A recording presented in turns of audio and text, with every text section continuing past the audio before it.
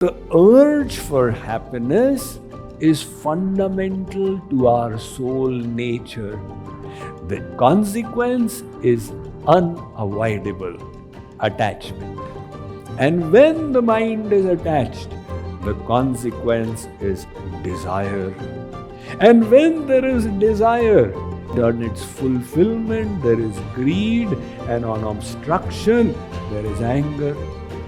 So the pleasures that we are running after, if you can realize their emptiness and you can seek inner fulfillment that comes from being a better person, from doing better things, then your desires will be.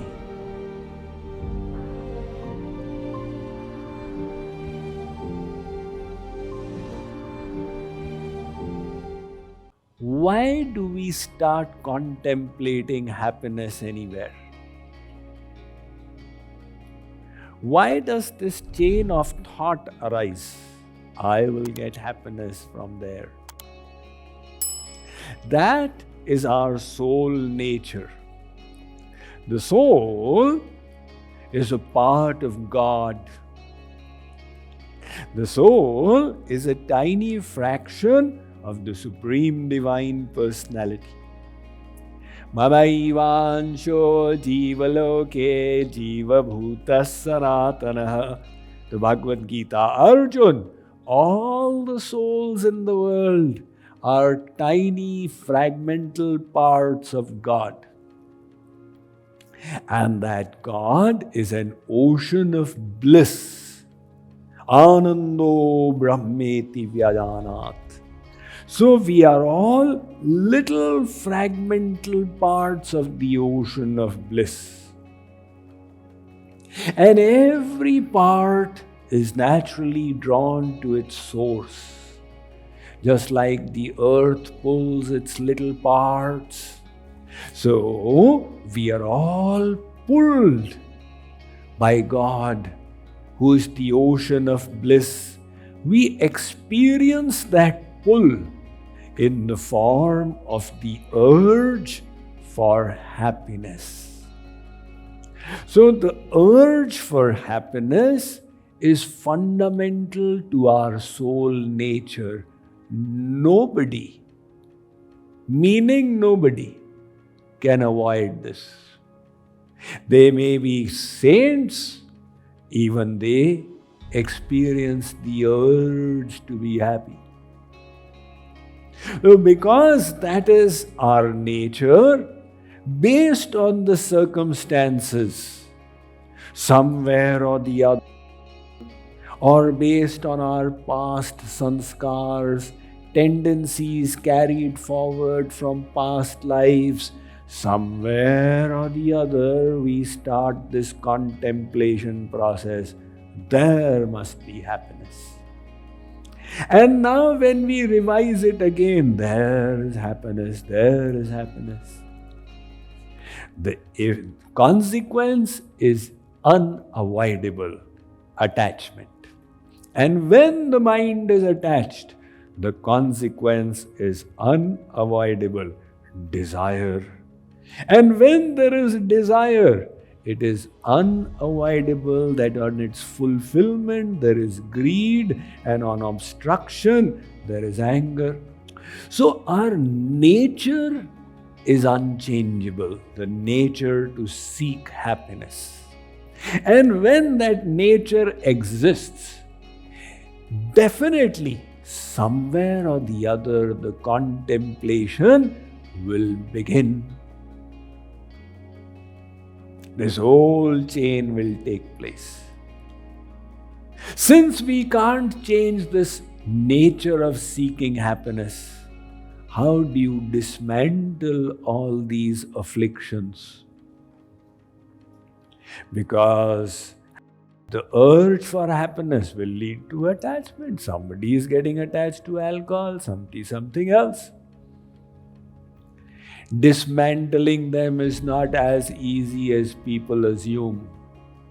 Somebody says, give up anger. So is anger some kind of a necklace? I take it out, give it here. I'm given up anger. It's not going to go like this. Some of you may have gone to holy places like Haridwar. So there are so many ashrams, etc. Some of the pandits in the ashrams, they keep a register. They say you've come all the way from Dallas, Texas to Haridwar, the foothills of the Himalayas. Now resolve to give up something and sign in my register. People, they say, oh God, I had come just to enjoy the scenery. And he says, give up something. Okay, I don't like bitter gourd, Karelas. I'll give up Karelas, convenient. I give up bitter gourd. Somebody else says, don't give up bitter gourd. It's good for your health. It's such a nice alkaline thing. If you have to give up, the best thing is give up Haridwar. Don't come back here again. Somebody else says, I give up desire. Signed. One Western philosopher called William James, he presented this formula. There is desire and there are the goods you get. So if desire is big and what you get is small, there will be frustration. And if desire is small and goods are more, then you will be contented. So that is why you reduce desire. The formula is very good. But you ask Mr. William James, how do you reduce desire? That I don't know. But fortunately for us, there is a solution at hand. Vedavyas has presented this in the Srimad Bhagavad Mahapurana. Vedavyas is the writer of 18 Puranas. See, apart from the 18 Puranas, he wrote the Mahabharata. It has got as many verses as the two Greek epics, Iliad and Odyssey, combined, multiplied by 7. 100,000 verses. And separate from that, he wrote 400,000 verses, the 18 Puranas. But in this Bhagavad Puran, 11th canto, 14th chapter, 27th verse, he explained the whole spiritual sadhana. He says, Lord Krishna is explaining to Uddhav, Vishayan dhyayastaschittam vishayeshu vishajyate mahamanusmarataschtittam mayyeva praviliyate. Lord Krishna saying, Uddhav, you repeatedly contemplated happiness in the objects of the senses. Your mind got attached to them. Now, repeatedly contemplate happiness in me, in God. Happiness is in God. He is the ocean of bliss. He is my eternal Father and Mother. When your contemplation is towards God, there is happiness in devotion. Your mind will get attached to God, just like it got attached to the world. So simple.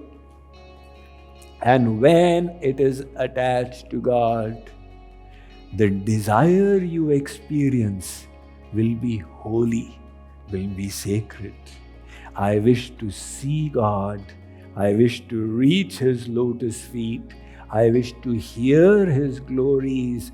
I wish to grow my love and serve Him. So these desires will not be your enemy. They will become your friends. They will uplift you. They will purify you. Which means desire per se is not bad. It is the harmful desires which are bad. When you develop good desires, there is no harm in them. Supposing you say, I desire to serve. Can anybody find fault in that? Supposing you say, I desire to serve the poor and needy. Supposing you say, I desire to enhance my fund of divine wisdom, can anybody find fault in that? So, it is not that you have to give up desires. You have to develop the good desires. And how will you develop those good desires? By first of all understanding this is where happiness lies, the happiness I want. And then contemplating that happiness, revising it until your mind gets attached. That is all there is to it. Ya anuragi chitta ki gati samjhe nahi koya jo dube sham rang tyon ujjwal hoya. One saint has written this couplet that people don't understand the nature of the heart.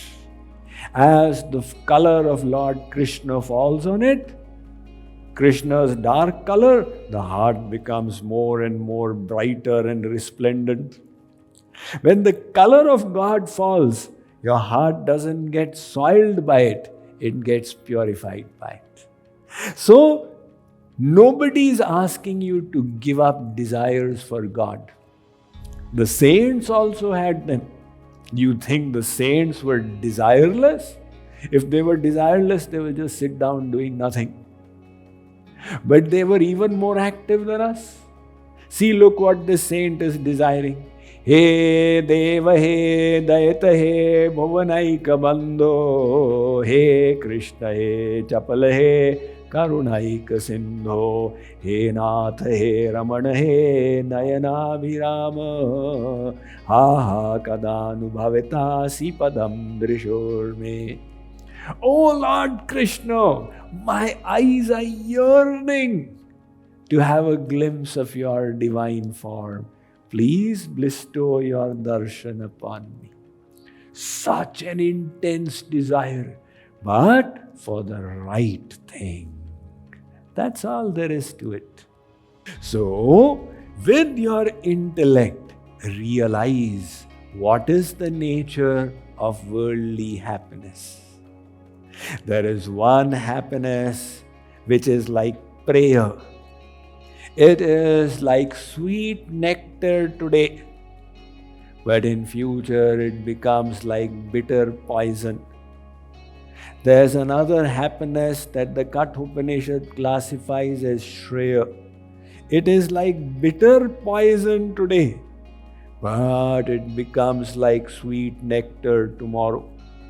So the pleasures that we are running after, if you can realize their emptiness and you can seek inner fulfillment that comes from being a better person, from doing better things, then your desires will be to be the best you can be, to do the best you can do. These desires will take you to God. So the desires will become your friends. Now, if some of you have been thinking hard, you'll say, Swamiji, you said that desire leads to anger and greed. So on the spiritual side also there will be anger and greed. How will we avoid them? No, you can make those also your friend. Anger upon yourself. I have been trying for so many years, but my stupid mind still refuses to conform. I need to try harder. Ha Raghunandana prana pirite tum binu jiyata bahuta din bite. This devotee is getting angry on himself that after so many days I still don't have divine love. And greed. Sita Rama Charana Rati More Anudina Badahi Anugraha Tore. May my love for Sitaram grow every day. But you already have love. No, that is not enough. I want more love. So the greed has become your friend. Anger has become your friend. All of these, when they are diverted to God, they become our friends. So the secret then is to use your intellect to understand true happiness is not in the objects of the world. True happiness is in God.